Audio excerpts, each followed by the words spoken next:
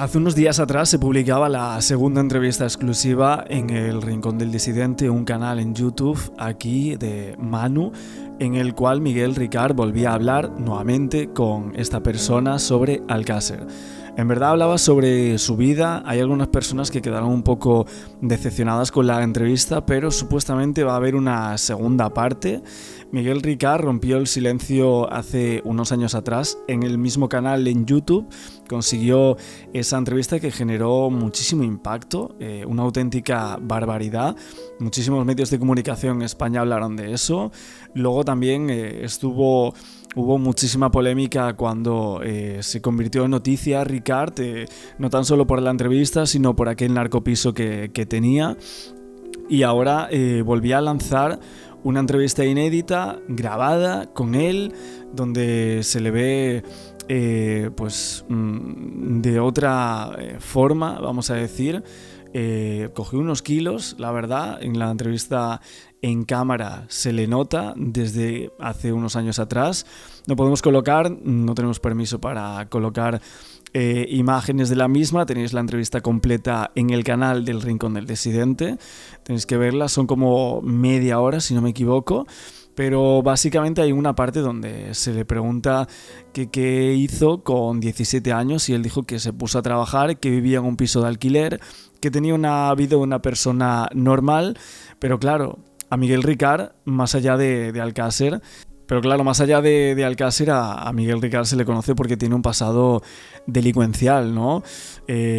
Obviamente cuando vamos a ese pasado, lo que dicen en la entrevista es que se le conoce por los Anglés también. De ahí empezó un poco todo, el tema de esos, vamos a decir, atracos que hay, los atracos de Buñol, ¿no? Que muchas veces hemos hablado de ellos. Y ahí básicamente es donde empieza la vida de esta persona en relación con los hermanos, ¿no?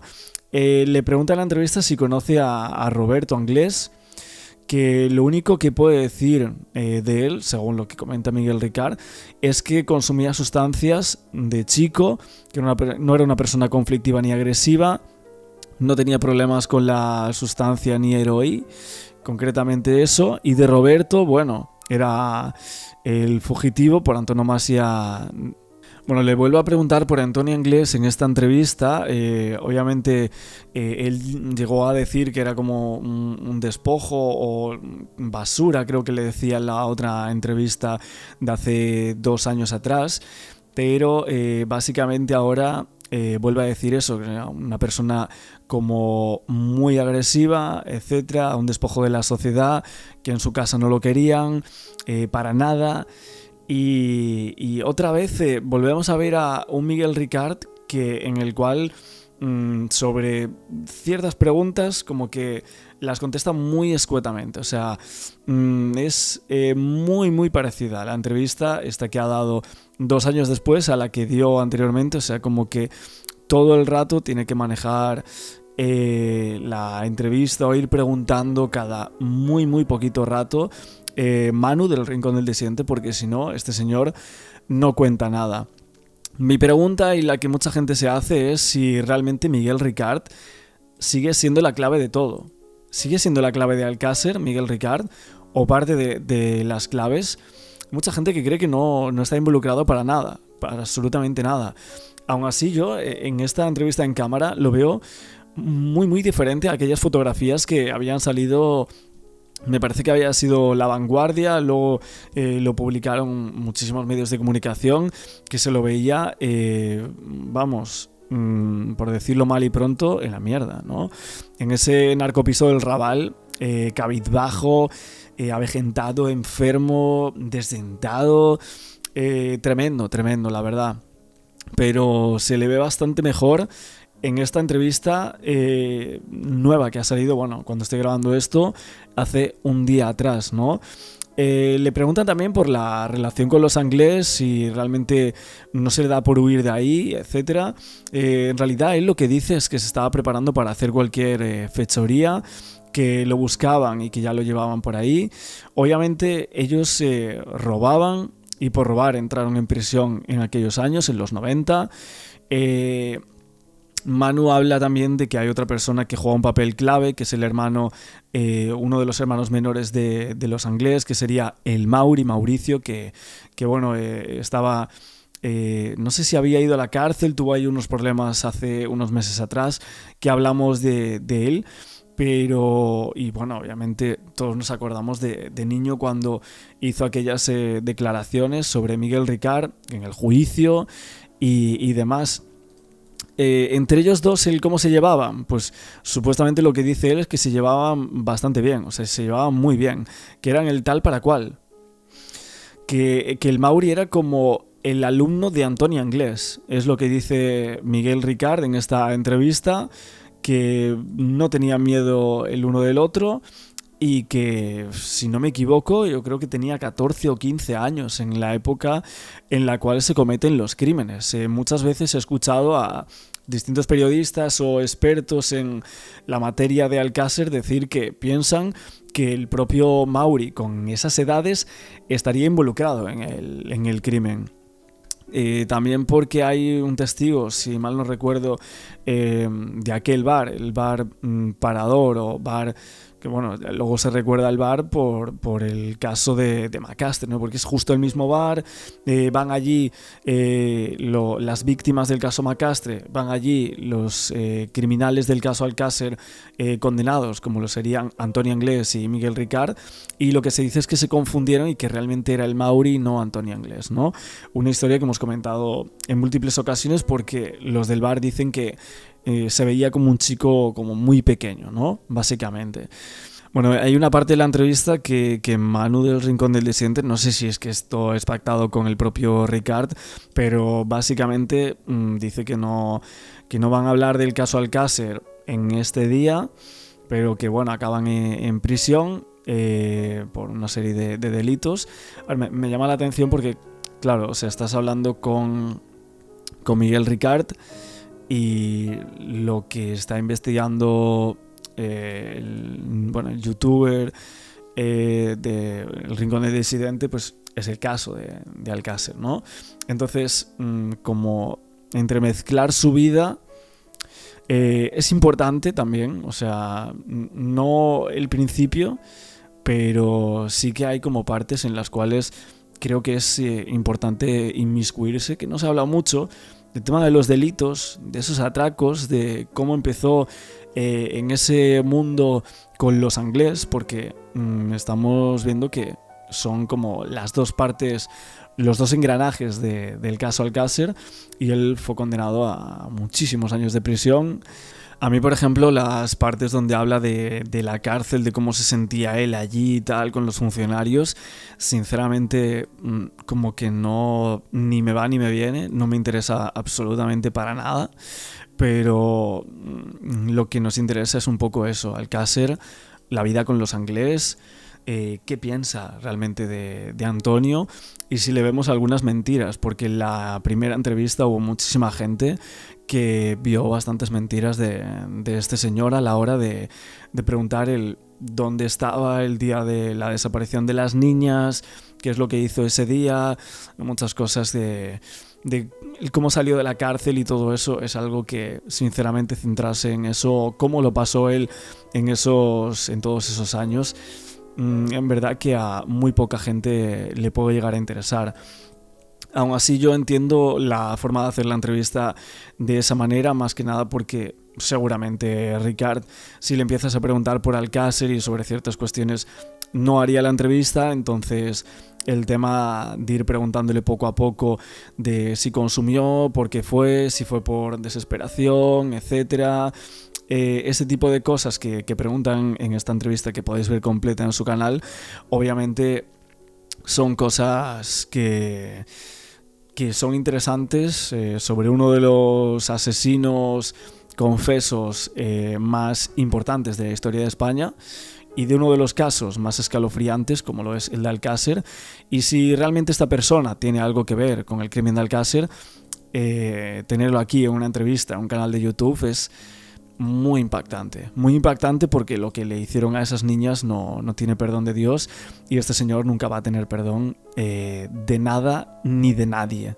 Y ya para finalizar prácticamente la entrevista, el presentador le pregunta que cuál era la verdad de la relación entre Antonio Anglés y, en este caso, él mismo, ¿no? Si realmente Anglés era un demonio encarnado, que él era su lacayo y todo eso, que Anglés era un pobre homosexual que iba por ahí, por otros lados y tal, es lo que le dice.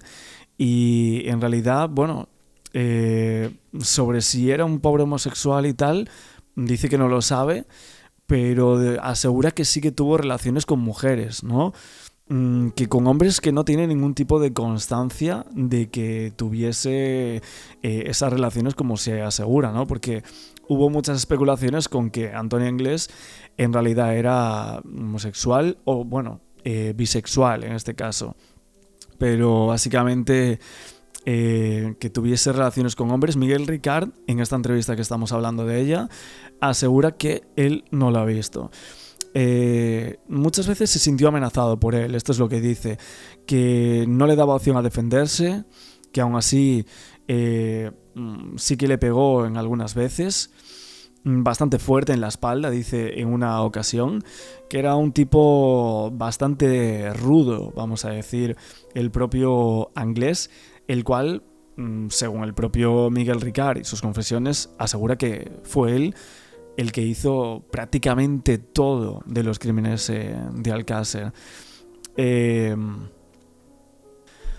Viendo un poco de la crítica y de las opiniones a un día de lo que es esta entrevista, los comentarios más vistos son: en mi opinión, siento decir que esta entrevista no tiene ningún interés una vez vista. El verdadero interés sería indagar si Miguel Ricard sabe lo que ocurrió en Alcácer. Bueno, como os digo, creo que va a haber una segunda parte. No sé si también el tema de las cintas que había grabado el propio canal de YouTube. Y vemos por aquí que hay algunas personas que dicen que con esta entrevista y también con la anterior, que demuestra que Ricard no tiene prácticamente idea de lo que pasó en Alcácer, que fue una cabeza de turco que cogieron y que la cuestión sería saber el por qué lo eligieron a él, ¿no? Así que bueno, son algunas cosas que veo la gente sobre esto. Luego otra persona dice: no entiendo por qué pensáis que este señor sería un cabeza de turco y que hay gente poderosa detrás, si es un tío que participó en la movida, aunque yo me inclino a pensar que quien torturó a las niñas fue Anglés. Esto es lo que dice Ricard en sus declaraciones, y que si este señor supiera quiénes estaban involucrados en el ajo, ya estaría muerto o pegándose la vida padre en algún paraíso. Lo que es muy listo, que sabe daros pena e ir de bueno y tontito. Algunas cosas también, como una persona que dice que su padre estuvo con Miguel Ricard en la cárcel de Herrera de la Mancha y que según su padre lo que decía Miguel en la cárcel era que lo único que hizo fue llevar a las chicas a un sitio, pero en la cárcel nadie creía mucho en esa versión. Y que hay otras personas que dicen que sí creen que él estuvo implicado, pero que no saben hasta qué punto. Que si fuese inocente o un cabeza de turco total, como dice él, haría más hincapié en intentar explicar con detalles lo que, según él, pasó. Así que tenemos este interés un poco sobre el caso de Alcácer. De hecho, he visto a algunas personas que dicen que no, que le parece un poco absurda esta entrevista. Y otros que bueno, que esperan al siguiente material. Creo que va a haber un documental o algo así en este canal. Nosotros estaremos atentos a todo lo que salga. Otros dicen que es un blanqueamiento hacia Miguel Ricard, intentando exponer su vida personal, quitando responsabilidad de sus actos e intentando echar mierda, en este caso, a Antonio Anglés, ¿no? Preguntándole de esa forma. Me parece complicado, porque yo creo que la persona que hace aquí la entrevista, pienso que él sí cree que Miguel Ricard tiene mucha participación en el crimen de Alcácer. Lo que pasa es que necesita de Ricard en todo el tiempo para llegar a saber un poquito más de ciertas cuestiones del crimen de Alcácer. Entonces creo que tiene que cogerlo un poco de su mano en esta ocasión. Si no, no existiría esta entrevista. Si no se hiciese amigo de él, ¿no? Si no le preguntase por su vida, si no le dijese Sí, si no le dijese cómo fue su vida con los funcionarios, etcétera, ese tipo de cosas. Y bueno, seguiremos nosotros viendo un poquito más. Me parece que el viernes va a salir más información y más exclusivas del caso Alcácer, y nosotros comentaremos por aquí las últimas horas de este caso y también noticias anteriores y un poco de información del mismo. Los huesos de Miriam, que han aparecido casi 3 décadas después, no esconderían ninguna conspiración oculta. Según los expertos, ha sido un cúmulo de casualidades y errores. Los fallos en la inspección ocular, el lugar donde fueron enterradas y el tiempo que se tardó en encontrar los cuerpos. Pero, ¿qué ha sido del único condenado por el crimen de Alcácer?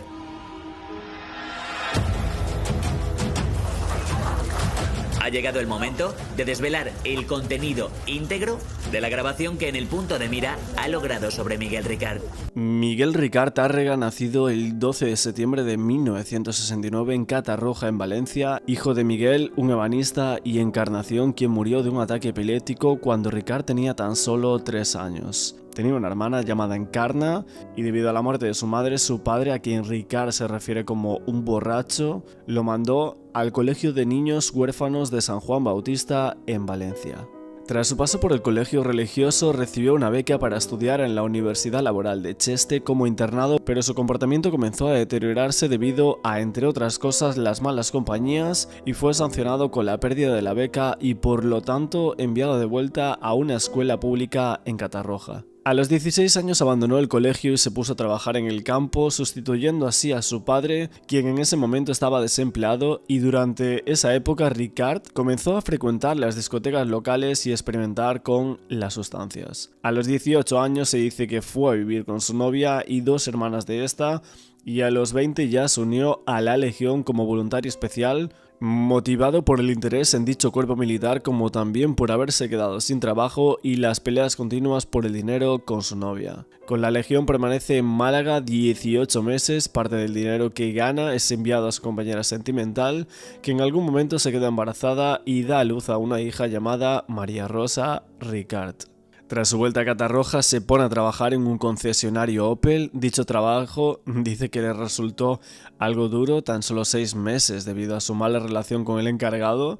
Pasó un tiempo en paro para poco después comenzar a trabajar en la fábrica de hielo de Mercavalencia. Allí donde cerca se encontraron varios huesos humanos en la época del triple crimen de Macastre. Durante este tiempo se separó de su pareja y se fue a vivir a casa de Antonio Anglés, a quien conocía desde antes de alistarse en la Legión y quien fue su proveedor de sustancias habitual. Junto a él y otro hermano de Anglés llamado Roberto, con frecuencia realizaba robos a bancos y durante este periodo ingresó por primera vez en prisión. En el año 1992, aparte del crimen de Alcácer, Ricard comete varios delitos. Supuestamente algunos atracos de bancos, como el de Buñol 2 veces y el de Villar del Arzobispo. También el intento de sustraer un vehículo de 4 ruedas estacionado en la localidad de Solana. Y también tenemos el atraco en Villar del Arzobispo del 1 de septiembre. Cuando atracan el Banco Popular de Villar del Arzobispo, los testigos no reconocen al Mauri ni a Antonio Anglés como autores del atraco cuando el sargento Pizarro les muestra los álbumes. Tenemos otra intentona de segundo atraco del Banco Popular de Buñol el 1 de diciembre de 1992. Varios agentes detectan a las 8 de la mañana de esa fecha movimientos sospechosos de 4 individuos en un Opel Corsa, propiedad supuestamente de Miguel Ricard. Los cristales de las ventanas estaban empañados y no podían ver el resto de los ocupantes. Pero sí podían ver al conductor, al que identifican sin lugar a dudas como Miguel Ricard Tárrega a toro pasado, como se realiza la diligencia correspondiente el 8 de marzo de 1993 al mostrarle los álbumes. Este atraco parece importante porque muestra la trampa. Consta en la diligencia que los agentes, que son casi atropellados, al menos uno de ellos, al darles el alto y pedirles que se identificaran, emprenden la huida y dan el aviso a la central de Patrais, no a la compañía de Requena, a pesar de estar plenamente identificado por el número de placa del Opel Corsa. Ricard va acompañado de esos 3 personajes del corral, que no son los Anglés al parecer. Las niñas en ese momento están desaparecidas y la comandancia de Patraix no detiene a Miguel Ricard a pesar de haber cometido al menos 2 delitos graves ese día en Buñol y estar identificado. Le recordamos que salió de prisión en noviembre de 2013. ¿Hay posibilidad de que reincida? Tras el final de la aplicación de la doctrina Parot en España, que aplicaba la reducción de penas sobre el máximo de tiempo que un preso puede estar encarcelado. ¿Le has pedido perdón a las familias? Le recordamos que es el único condenado por el triple crimen de Alcácer. Aunque dio varias versiones de lo que sucedió aquella noche, Ricard contó detalles a los investigadores que solo podría saber si participó de los crímenes. ¿Tienes algo que decir? Pero tras su salida de prisión, Ricard volvió a hablar. ¿Qué dijo? ¿Se arrepiente usted de los crímenes? Ahí lo ven. Ricard tapa su rostro con un pasamontañas. Porque no dejas que se te vea el rostro. No quiere que nadie le vea la cara. Esta periodista le siguió la pista. Es la persona encargada de grabar el testimonio del asesino. Un testimonio que hasta hoy no ha visto la luz. Tú estuviste en la salida de Miguel Ricard de la cárcel. ¿Cómo fue? Él, cuando salió de la cárcel, directamente se fue a la estación de trenes. Toda la prensa le siguió hasta allí, pero solo 2 medios de comunicación y prensa se subieron en ese tren. De repente, este tren iba camino de Jaén y él, en una pedanía de Linares, se apeó del tren.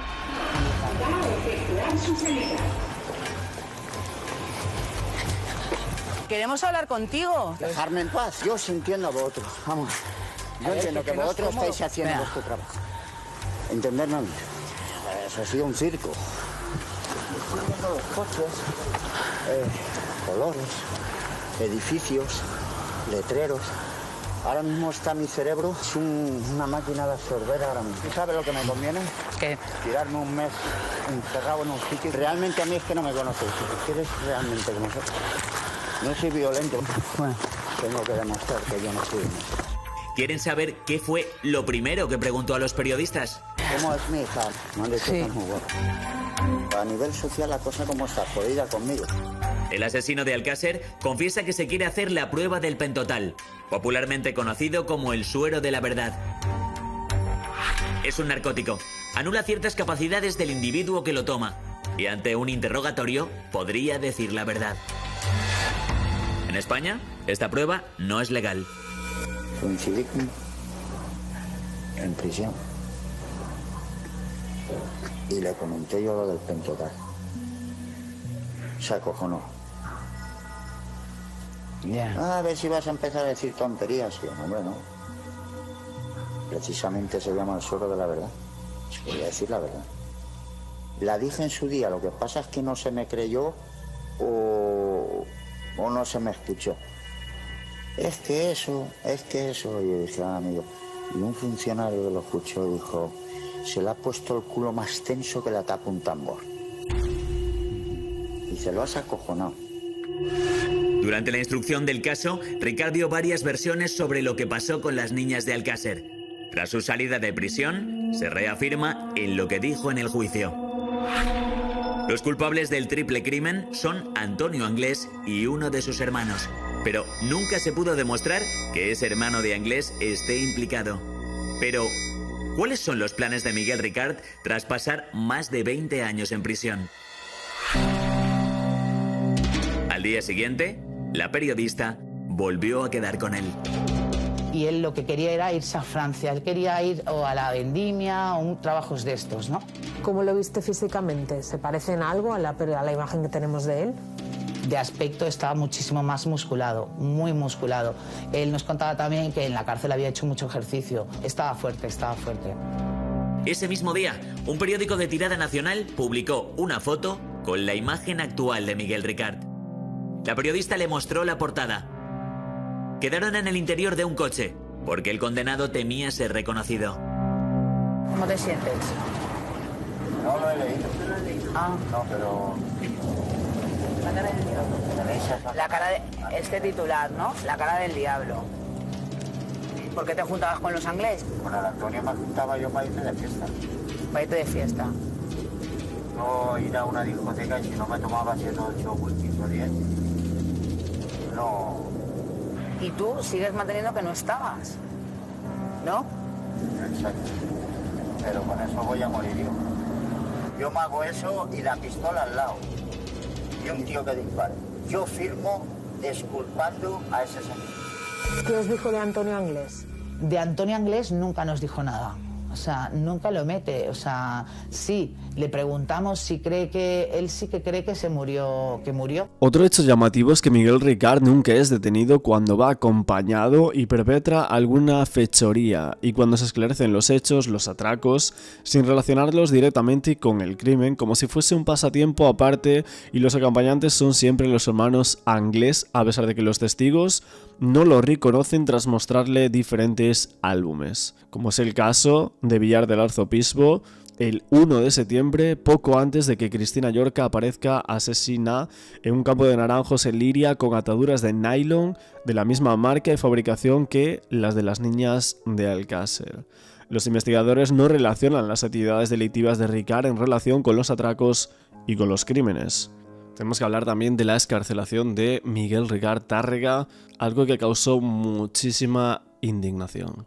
Déjame en paz, son las únicas palabras que ha pronunciado como un leve susurro Miguel Ricard. Ha contestado así a Telemadrid en el instante en el que se ha marchado de Madrid. Ha salido rumbo a la estación de Atocha, seguido de cerca por la policía. Y lo primero, si les parece, conexión en directo con esa estación del AVE de Atocha, porque hasta ahora lo que podemos confirmar aquí en Telemadrid es que Miguel Ricard no está ya en Madrid capital, ha cogido un tren rumbo a, sabemos qué tren, a qué hora, hacia dónde se ha podido dirigir. Conexión en directo con Rocío Delgado. Rocío, buenas noches. Miguel Ricard ha pasado 5 días en este hostal, un hostal de mala muerte muy próximo a la estación de Atocha. 5 días en los que ha permanecido literalmente recluido en la habitación número 2, en esta que ven, elegida por una razón, por ser la más segura. La ventana da a un patio interior y está al lado de recepción. A esta pensión llegó el sábado a las 8:30 de la noche y desde entonces, hasta esta misma tarde, nunca salió de esas 4 paredes. Es más, solo se comunicó con los dueños de la pensión, que en todo momento atendieron sus necesidades personales y le protegieron. Y también con la policía, que le tuvo día y noche localizado. Al igual que Telemadrid, porque desde el sábado varios equipos han montado guardia a las puertas del hostal y anoche incluso nos hospedamos en él. Una noche de vigilia que dio sus frutos a media tarde. Apostados en la entrada del Museo Reina Sofía, a las 4 de la tarde le vimos salir del portal, acompañado de un empleado del hostal y a cierta distancia un policía de paisano. Nos acercamos a él sin correr para no levantar sospechas. Afortunadamente el semáforo está en rojo y le encontramos parado. Ha dejado el macuto en el suelo y cabizbajo oculta el rostro con una capucha. Cruzamos la avenida Ciudad de Barcelona en un sentido y nos adelantamos para grabarle de frente.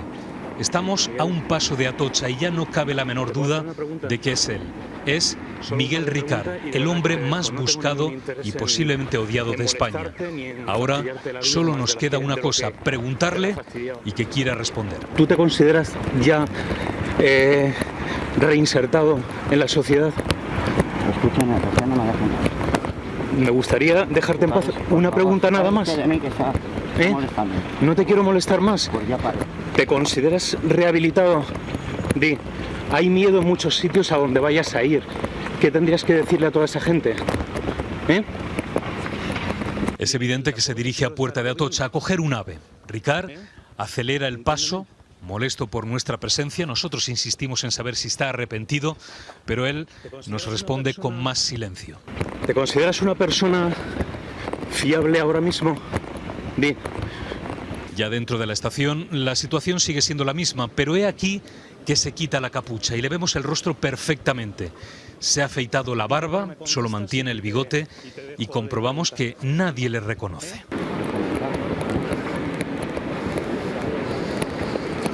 ¿Te consideras una persona nueva? Miguel Ricard conseguiría su propósito, perdernos de vista, en el puesto de control de la zona AVE. De su bolsillo saca un billete, no lo compró él, se lo facilitaron, pasa su macuto por el detector de metales, Nosotros intentamos hacer lo propio, pero la policía nos lo impide. No. Es una policía que está aquí, no puede pasar, ¿vale? No solamente pasa con billete de policía.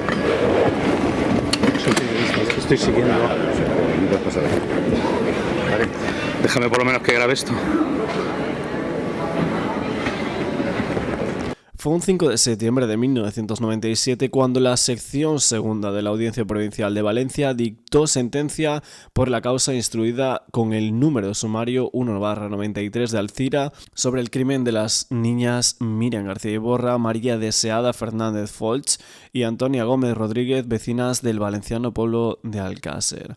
Se encausaba a Miguel Ricard Tárrega por diferentes delitos. El tribunal absolvía a Ricard de diferentes delitos, pero también lo condenaba por otros muy graves. Todos los delitos de crimen y también de viol, todo esto, según la sentencia, en compañía de otro varón identificado y que no se encuentra a disposición del tribunal y posiblemente de alguna persona más. Y es aquí cuando nos encontramos que Miguel Ricard fue condenado a 170 años de cárcel, pero como fue juzgado por el Código Penal de 1973, que recoge un día de descuento de condena por cada 2 de trabajo, sobre el máximo legal de 30 años de cumplimiento, podría haber sido puesto en libertad el 22 de mayo del año 2011. Pero es que, sin embargo, el Tribunal Supremo confirmó la doctrina Parot a Miguel Ricard, por la que los beneficios penitenciarios y redenciones de pena por trabajo se aplicarían sucesivamente a cada una de las condenas impuestas. De este modo, Ricard permanecería en prisión hasta el 19 de enero del año 2023. Pero llega el 21 de octubre del año 2013 y el Tribunal Europeo de Derechos Humanos procede a derogar la doctrina Parot a raíz de la denuncia presentada por la etarra Inés del Río Prada, responsable de 23 crímenes. El gobierno en un principio señaló que la sentencia se refería solo a ese caso, pero en la práctica se apresuró a poner en libertad a todos los afectados por la decisión 54 de ETA, 7 del Grapo, 1 del GAL y 4 presos comunes. Uno de ellos sería Miguel Ricard Tárrega, que salía de la cárcel de Herrera de la Mancha en la tarde del 29 de noviembre del año 2013. De Ricard sabemos también que ingresó en prisión el 19 de agosto del año 1992, siendo puesto en libertad el 20 de agosto del 92 por utilización ilegítima de vehículo a motor.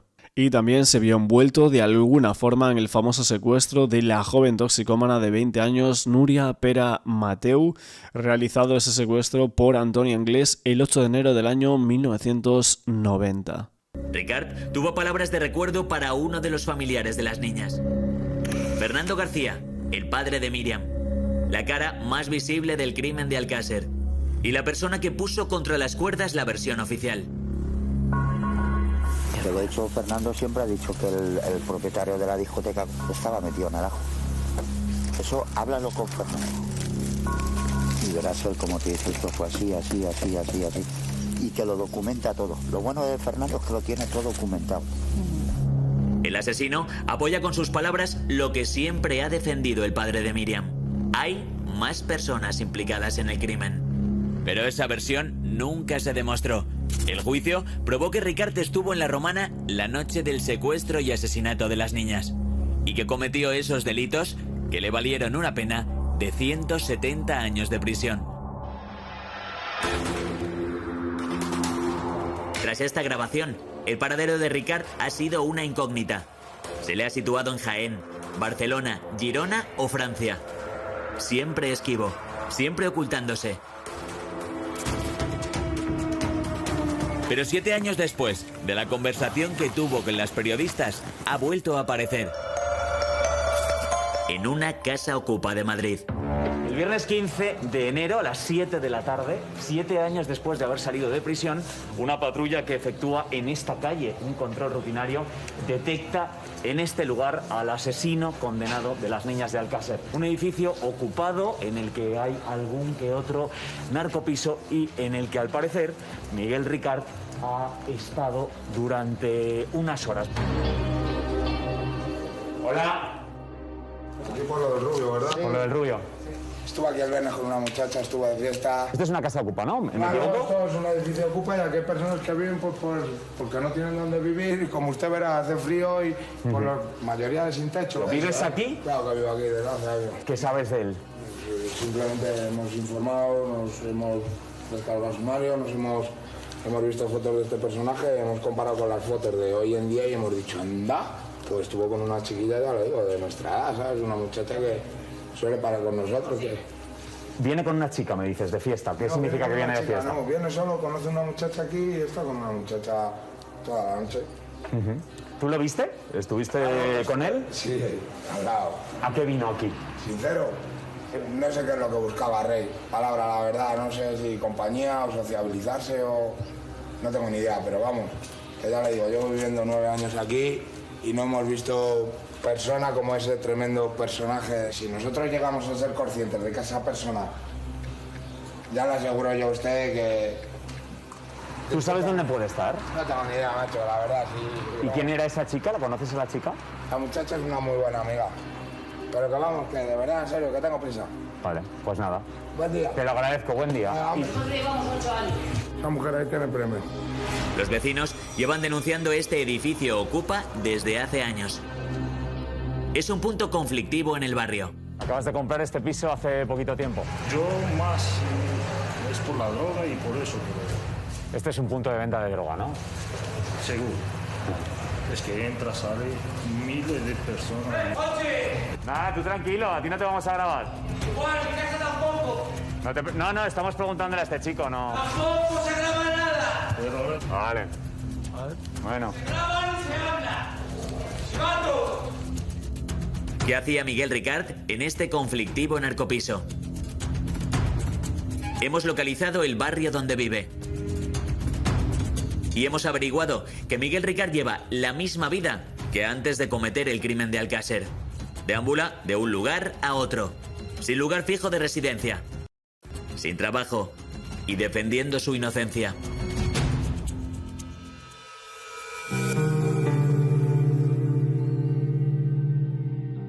El caso Alcácer sigue abierto.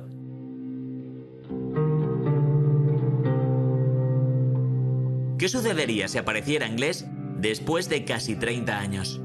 Magistrado Francisco Monterde, muchas gracias por atendernos. Usted presidía la sección segunda de la Audiencia de Valencia en el momento en que esta estaba pendiente de la instrucción del caso Alcácer. El hallazgo de estos huesos de las falanges 27 años después ha puesto como todavía más leña a esa teoría de la conspiración. Hay gente que se plantea, ¿esos huesos han estado allí siempre o es imposible que hayan estado ahí y que alguien los haya puesto 27 años después? No creyendo en la teoría de la conspiración, tampoco se puede admitir que eso haya sido puesto adrede. Desde luego, es un caso muy raro, muy curioso, ¿no? Pero más allá de esa rareza, poco se puede decir. ¿Cambiaría algo del caso el hecho de que hayan aparecido las falanges? En principio no. ¿Qué cree usted que pasaría si las autoridades mañana localizan a Antonio Anglés? ¿Sería juzgado? ¿No sería juzgado? ¿Qué posibilidades existen tras la sentencia del Supremo? Yo creo que no podría ser juzgado porque ya se había producido la prescripción a los 20 años desde la paralización del procedimiento contra él. El procedimiento se paró respecto de él en un determinado momento anterior al juicio. Aunque sobre esto hay debate. La jueza de instrucción y la fiscalía rechazan esa fecha de prescripción. Para ellos, empieza a computar el plazo en 2009, cuando se produjo la última diligencia en el caso. Según el juez del Tribunal Supremo, contaría desde que las niñas fueron encontradas. Es decir, que si Antonio Anglés es localizado por las autoridades y busca un buen abogado, muy probablemente podría conseguir que sus delitos hubieran prescrito. Que lo pusieran en libertad por considerar prescritos los delitos, sí. ¿Así de duro? Así de duro, es duro. La ley a veces es muy dura. Antonio Anglés nunca ha declarado en un juicio, nunca hemos escuchado su testimonio. ¿Qué pasaría si Antonio Anglés da un testimonio diferente al que sostienen los hechos probados de la sentencia? Primero hay que entender que hay que creerle, ¿no? no solamente basta con decir una cosa, sino que tienes que convencer de que no estás diciendo barbaridades. Imagínense que Antonio Anglés habla de la participación de otra tercera persona o de quien sea. Pues todo dependería de la credibilidad que tuviera este señor. Y si saliera algún otro responsable, pues habría que ver las fechas de prescripción de los hechos para que se pudiera celebrar el juicio o no. De manera que ahí queda abierto a la prescripción. O sea, demostraría que a lo mejor haya pasado algo más, pero no se podría condenar a estas personas. Así sería. A las que se cita. Magistrado Francisco Monterde, muchísimas gracias por atendernos. Ha sido un placer hablar con usted. A ustedes ha sido un placer. Hasta luego. Mientras no sea juzgado, Antonio Anglés sigue libre del crimen que casi todo el país cree que cometió. El crimen de Alcácer. No podemos llamarle asesino, aunque sepamos qué pasó en esa caseta en noviembre del año 1992. La aparición de los huesos del caso Alcácer no modifica en absoluto el sentido de la sentencia, pero sí pone de manifiesto uno más en la cadena de errores que se produjeron durante la investigación. Unos errores que los cuerpos policiales han ido subsanando con el paso de los años. Sabemos que Miguel Ricard inculpó en su declaración a Antonio Anglés como autor material de los disparos, negó ante la Guardia Civil cualquier relación con el caso de Macastre, en el que aún no se había esclarecido la muerte de otros 3 menores y que a día de hoy sigue sin esclarecerse.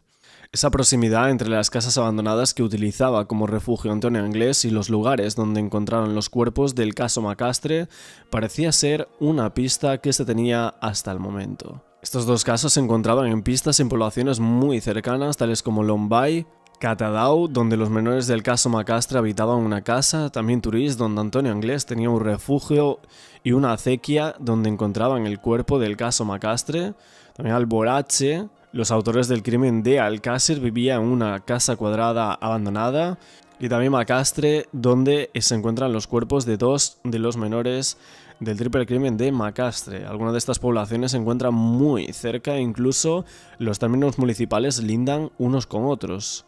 De hecho, en aquel momento la Guardia Civil investigó la similitud entre el triple crimen de las niñas de Alcácer y el denominado caso de Macastre, especialmente después de que uno de los detenidos, Miguel Ricard, confesara que se había reunido en numerosas ocasiones con Antonio Anglés en una casa abandonada de Alborache cercana a la primera población mencionada, donde aparecieron en 1989 2 cuerpos de adolescentes. En esa vivienda en ruinas de Alborache, muy próxima también a unas colmenas, como ocurría con el paraje de Tous, se encontraron varios colchones y otros objetos que estaban siendo analizados en aquel momento. Cuando salió en prisión en el año 2013, Miguel Ricard volvía a decir: "Soy un cabeza de turco". Ricard era el jefe supuestamente de la banda de los Anglés y ayer, en declaraciones al programa Espejo Público de Antena 3, esa cadena emitía que Miguel Ricard aseguraba tras su salida de la cárcel ser un cabeza de turco y afirmaba que lo que le hicieron a esas niñas fue algo que no tiene perdón de Dios. Es de que Miguel Ricard sabe qué pasó y dónde está y cuándo ocurrió y por qué desapareció. Este hombre pensaba que era capaz de engañar a la policía, a la Guardia Civil, a todo el mundo. Por eso se presenta en casa de Neusa Anglés, la madre de los Anglés, con unas naranjas, ¿no? Como si pasaba por allí. Entonces, claro, naturalmente la Guardia Civil le descubre inmediatamente, ve que es un auténtico delincuente, un delincuente duro, que está fugado además por otros hechos que había cometido con anterioridad, y a partir de ese momento le interrogan hasta que empieza a decir algo que le relaciona con el caso. Y finalmente acaba siendo la única persona implicada. Pero nunca ha ayudado a la justicia, nunca ha dado ninguna pista para que la justicia fuera a explicar lo que es caso Alcácer. Si no lo reconoció, no va a decir por qué lo hizo, ¿no? Por qué lo hicieron o quiénes lo hicieron. Claro, él dijo entonces que era porque tenía miedo a Antonio Anglés. Pero yo tengo un dato fundamental, y es el hecho de que Antonio Anglés nunca iba a los atracos porque le daba miedo. No tenía el valor que hay que tener de entrar en una entidad bancaria y decir: alto, arriba las manos, que esto es un atraco. Iba siempre Miguel Ricard, que no tenía ningún miedo. Hasta el punto de que cuando se llevaban el botín, le decían a Antonio Anglés lo que ellos querían. Los que habían ido al atraco decían: hemos robado no sé cuánto, y le daban la mitad, pero podía haber robado 5 veces más. Lo cierto es que Miguel Ricard sigue manteniendo a estas alturas que él ha sido una víctima, que él fue un cabeza de turco y que los auténticos culpables siguen en la calle. Cabeza de turco Antonio Anglés. Vale. Ricard Pero, hombre, se Antonio lo Aguilés dice a sí mismo. intervendría en esos crímenes horrendos. No tenemos ninguna prueba, ya digo. Pero si no lo hicieron solos. No lo hicieron solos. Una persona no lo hace solo. Eso No lo tiene que hicieron ser, solos. según su teoría, 3 Pero yo lo que o digo más. es que el que manda en esa banda es Miguel Ricard. Vale, perdona Marta que te he interrumpido. Nada, al contrario de lo que Miguel Ricard siempre ha mantenido y mantiene. Él antes de todo, de su cárcel, etcétera, tuvo 2 trabajos de los que no duró más de 6 meses en cada trabajo. Es decir, no era un hombre que tuviera una profesión previa ni nada. Ahora, en la calle, dificilísimo la reinserción social e incluso laboral. Dudo mucho que tenga él ahora mismo ningún tipo de oficio, beneficio, profesión, ni que nadie vaya a dar trabajo, lógicamente, a Miguel Ricard. Con lo cual, el objetivo o la vía de salida que le queda, en opinión de los expertos, es delinquir. Por eso es importante, creo yo, esta fotografía, por eso es importante, porque ahora donde viva él o otros que están saliendo de la cárcel, desde luego no puede ser en el entorno que tenían previamente, porque ya se está alertando muchos pueblos y muchas localidades para poner más Guardia Civil y Policía, y Madrid puede ser un buen destino en cuanto al anonimato. Ahora, porque tienen que profesión negociar. ninguna. Vamos a ver. También Miguel Ricard se declaraba inocente en esas cartas tan famosas desde prisión y culpaba a la mafia del crimen. Y es que el único condenado por ese brutal crimen en Alcácer aseguraba en distintas cartas que él escribía desde la prisión que cuando saliera a la calle se resolvería el caso. Algo que evidentemente han pasado ya más de 10 años y no ha ocurrido. Están trabajando de noche, eso es lo primero que le llama a usted la atención. Sí, eso se debe proteger, se debe controlar.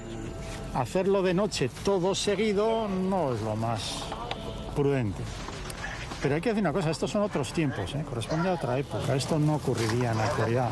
Se controlaría la zona, se ordenaría que vinieran los mejores grupos y equipos de funcionarios especializados en escena y en criminalística, y a la mañana siguiente tranquilamente se podría hacer toda la tarea. Con la luz del sol. Bueno, hay gente fumando en la escena, personal no cualificado que interviene, todo el mundo ahí yo creo que se precipitó un poco.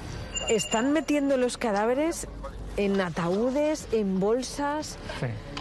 Yo no sé si esto es como debería ser. Lo que ocurre es que en la actualidad esto se controla más de la perspectiva forense. Hay una bolsa que queda sellada, precintada, como digo, con un documento de cadena de custodia. Pero me gustaría enseñarle unas fotografías que se conservan de aquel momento.